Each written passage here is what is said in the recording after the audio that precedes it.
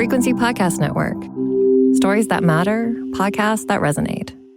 Trump trade tactics. The incoming American president isn't waiting for Inauguration Day to launch what could be best described as an economic ballistic missile against Canada and Mexico, threatening to impose a 25% import tariff on goods from both countries, unless there are major changes to the way the borders are secured. He's pledging to do it on his first day back in office on January 20th. At least that's how the plan was initially framed when Donald Trump posted the threat on his Truth social media platform. But is it just the opening salvo in what is expected to be a trade battle regarding free trade and the renegotiation of the United States-Mexico-Canada USMCA trade deal, which right now isn't set to expire until 2026? I'm Mike Eppel, and today on The Big Story, we reached out to Ian Lee, Associate Professor in the Sprott School of Business at Carleton University in Ottawa. Thank you very much for jumping on The Big Story podcast, Ian. This is something that I think for many, this idea that was posted by the incoming U.S. president, these mega tariffs, there was talk about tariffs during the campaign, but not to this extent. The previous discussion was about maybe 10% against Canada, and now it's 25%. And I think that really caught a lot of people off guard. I think so, too. I think it was done deliberately by Mr. Trump. I know there's a view that's quite common in universities and amongst people in Ottawa. Sometimes we call them the Laurentian elites. That's a name that's been used to describe the decision makers, political decision makers in Ottawa, Toronto, Montreal. And there's this view, because I hear it every day, that Trump is crazy, he's irrational, he doesn't know what he's doing, and so forth. And I'm certainly not here to defend Donald Trump, I assure you. I'm just here to interpret. But I think he's crazy like a fox. He's made it very clear over the past, as long as he's been doing media, he keeps referring to his book, The Art of the Deal, and how you have to go in there and come in hard and strong when you're negotiating to really go at the other side, to shake them up, to soften them up. So I think this is part of a strategy. I don't think it's a game. I think it's real. By announcing that Canada and Mexico are going to get this special treatment before he's even taken office, suggests very clearly to me that he sees certain policies of these two governments, and I'm not saying they're the same policies at all.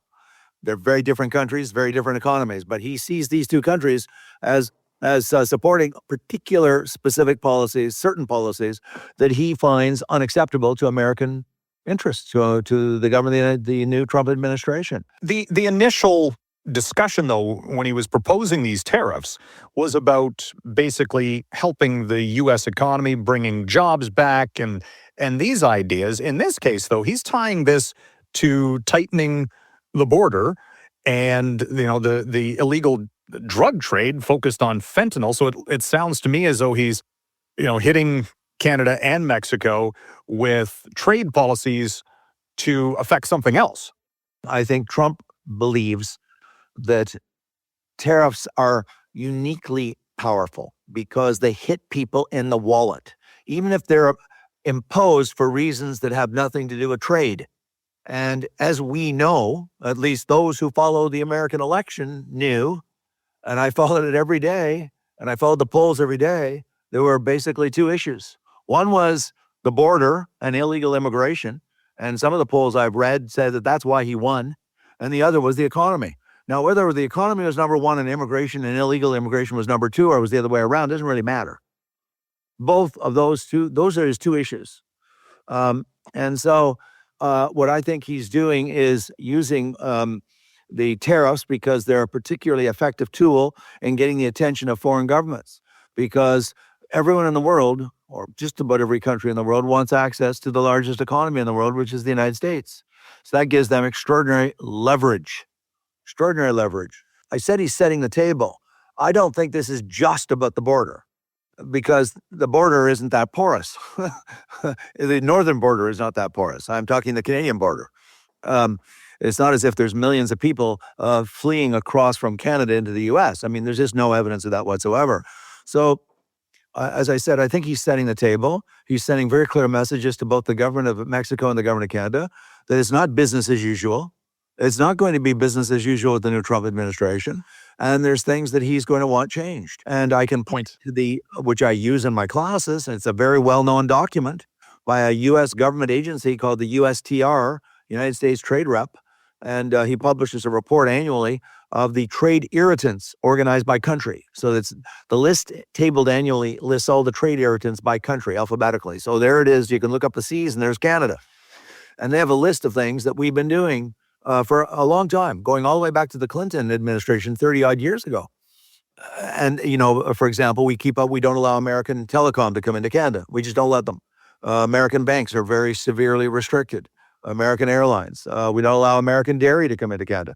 And he has spoken often. I've read his text, his speech, where he's talked about how, the countries, he said, around the world have taken advantage of the United States because they want full access to the American economy, but they don't give reciprocal access of American firms to their economy.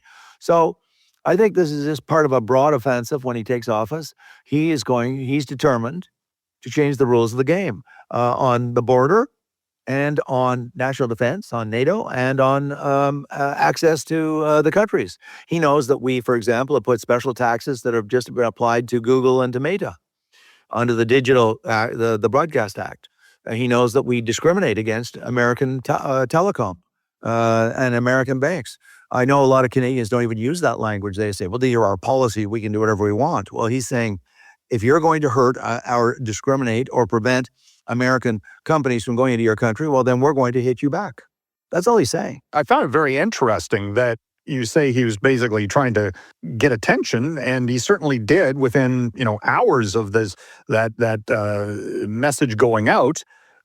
Prime Minister Justin Trudeau was right on the phone, according to reports, saying, first of all, we don't know the ins and outs of that conversation, but I'm assuming he, wanted to at least start a dialogue, because the time frame on this, January 20th, how does the Canadian government even affect change on the border, whatever the issue may be, in that short a time frame?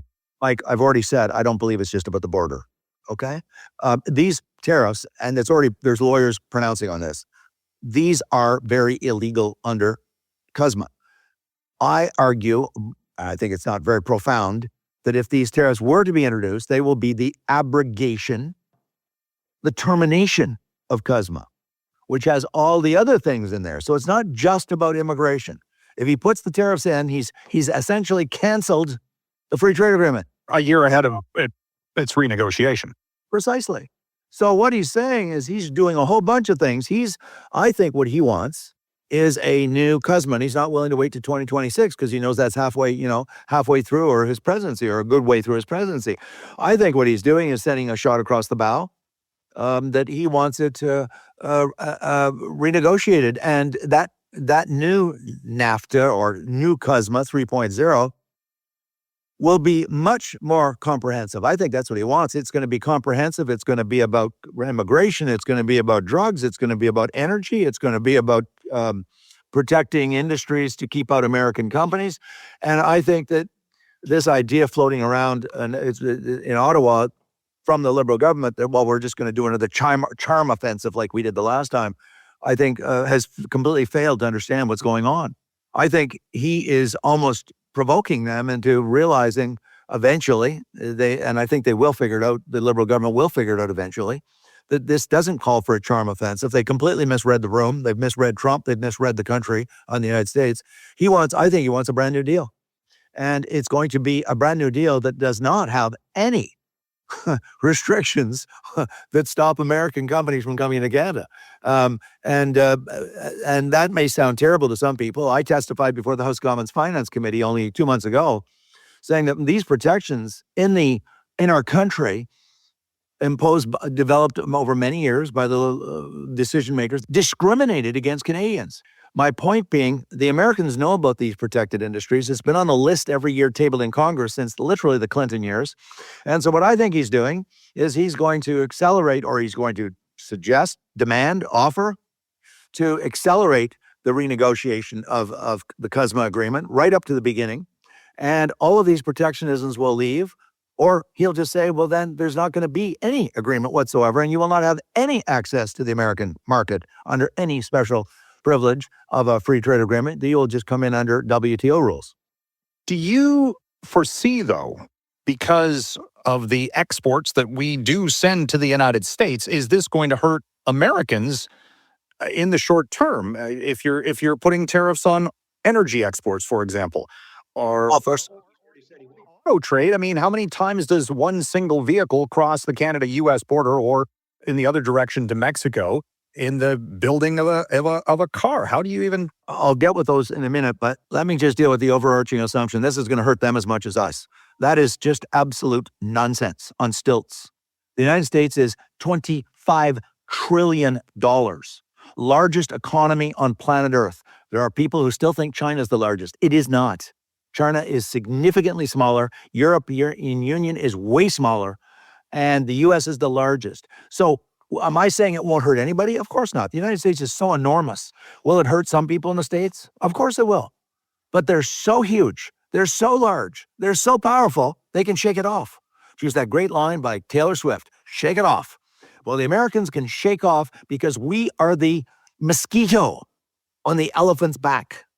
I know Canadians don't like to think that. We like to think we're equal because we've got this great, big, huge country. We keep telling ourselves, look, we're bigger than the United States. Yes, geographically we're bigger, but we are very tiny compared to the States. Pierre Trudeau understood this. He said, we are the mouse, sleeping with the elephant.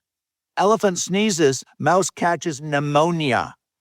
This is an illusion in Ottawa that we can retaliate and we're going to really hurt them. What nonsense. Nonsense on stilts. It will not hurt them whatsoever. I mean, it's going to hurt them a little tiny bit, but they are so enormous. $25 trillion, there'll be some firms will get hurt in the auto industry and so forth, but it is not going to destroy or bring down the United States economy. That is just so preposterously silly.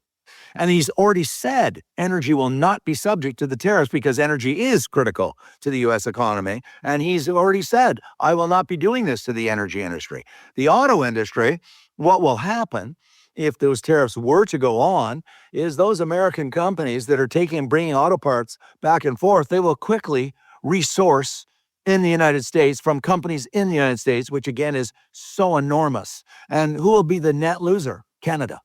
We have a small auto parts, small relative to the U.S. in Southern Ontario. So I'm sorry for being so strong here, Mike, but I just want to really deconstruct and blow up this false narrative in Canada that, hey, we can really stand up to the bully and punch him in the face and he's going to fall down and be crying and sniveling like a little baby on the ground because we socked him in the face. This is so, all one has to do is look at the evidence-based data of the size of the U.S. economy and look at the productivity. We're 40% less productive per worker hour. Capital will flow from Canada to the States if those tariffs are imposed. The Canadian dollar will crash.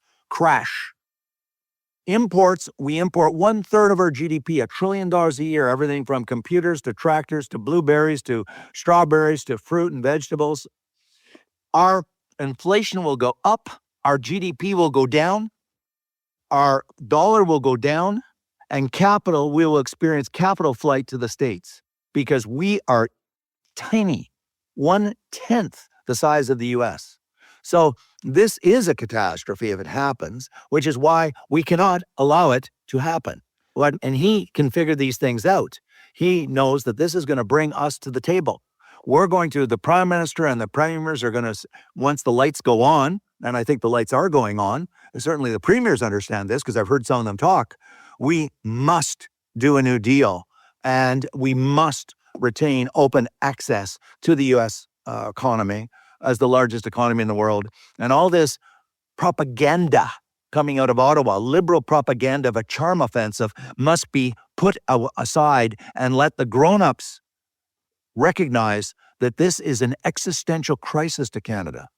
We must keep that border open and we must put serious negotiations on the table where we're saying to the Americans, okay, Everything is on the table. No more sacred cows. No more keeping out American dairy. No more keeping out American cell phone companies, telecom. No more keeping out American airlines and American banks. No more special taxes on Google and Meta. But in return, we want complete, total, open access to the U.S. economy guaranteed. No more softwood lumber tariffs on us. No more threats of tariffs. But we're going to have to open up all of those little games that we've been playing for the last 30 or 40 years, where we have kept out and done all these little protectionisms to keep out essentially American companies. We're going to have to give that up if we want to continue to have access to the U.S. economy. Do you, under that circumstance, we're, according to the schedule, less than a year away from a federal election. Does this speed up the time frame for either a vote for Canada or provincially here in Ontario, depending on who we want negotiating this new deal with the U.S.? Do you think there's going to be some sort of shakeup in that sense? Mike, you've asked, I think, really a profound existential question, because certainly the Liberals, what they need now is time. They desperately need time. Can you imagine if there was an election in the next 60, 90, 80, 180 days where they go into the election and the CUSMA has been abrogated? I'm the Prime Minister of Canada. I just lost access to the largest economy in the world because Mr. Trump doesn't like me. Now vote for me because I'm going to do a new deal. He will be so destroyed, so humiliated. He will go down as the worst prime minister in history. So they're going to, if indeed those tariffs did go through, and he did abrogate, the Liberals desperately need time. They got to go right to the end of the clock, which is October of 2025 under the Constitution. And so he'll be offering whatever the NDP asks for to prevent an early election. Having said that, there's going to be an awful lot of voices across this country, starting with the premiers, who will say, we cannot do that. We cannot risk, just to save Mr. Trudeau's job, blowing up the economy of Canada. We must have complete, untrammeled, open access to the U.S. economy. So we've got to get to that table. In fact, what I hope Team Canada does is say to Trump, here's our counterproposal.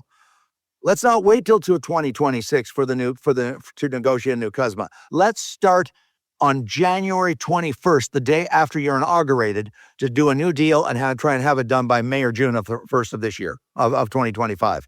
In other words, they've got to Trump, if you will. I mean, I'm playing a little bit, punning on his name, but we've got to counter with very strong policies of our own. And I don't think there's any doubt that if we think that we can continue to protect those industries we protected for 34 years, then we are living in a delusional alternate universe. We cannot. Trump has been so crystal clear on that. By the way, people don't realize this. Presidents from Clinton on down have complained publicly.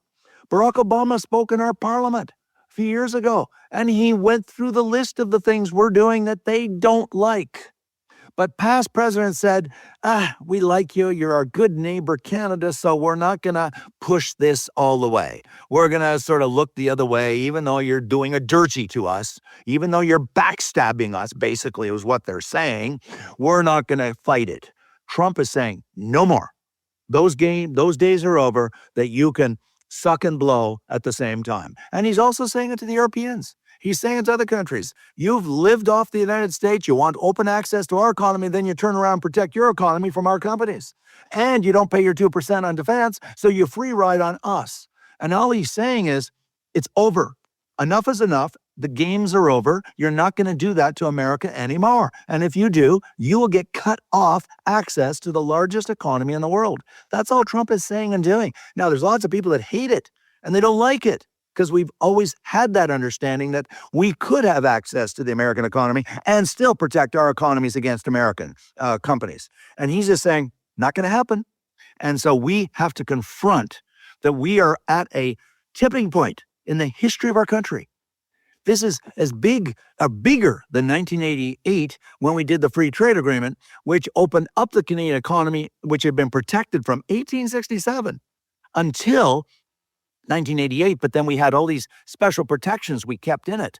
Now we're going to have to go the full Monty, and we're going to have to open it up completely. But we've got to demand and obtain full access to the entire American economy with no exceptions. So no more games with softwood lumber on the American side. No more Trump tariffs threats. If we open up our economy and we get rid of these special taxes designed to hit American companies, like the tax on Google and the tax on Amazon and the tax on Meta that the Liberal government put through in the broadcast bill. All those games that we've been doing, it's been a sort of a very subtle, soft anti-Americanism, is going to go out the window, or we're going to lose our access to the U.S. economy.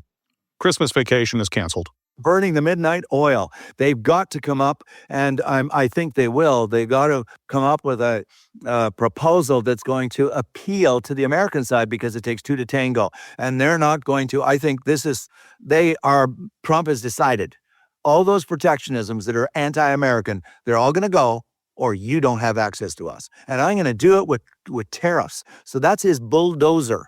And then he's also going to throw in the border to boot to get the protections he wants on the border. Not that it's a huge problem on the Canadian side.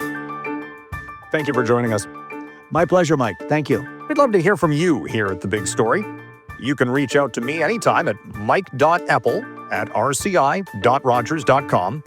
And a reminder about Seeker, that's SEEKR, a new audio experience where you can hear your favorite radio stations' on-demand content and podcasts like The Big Story and more. That's SEEKR.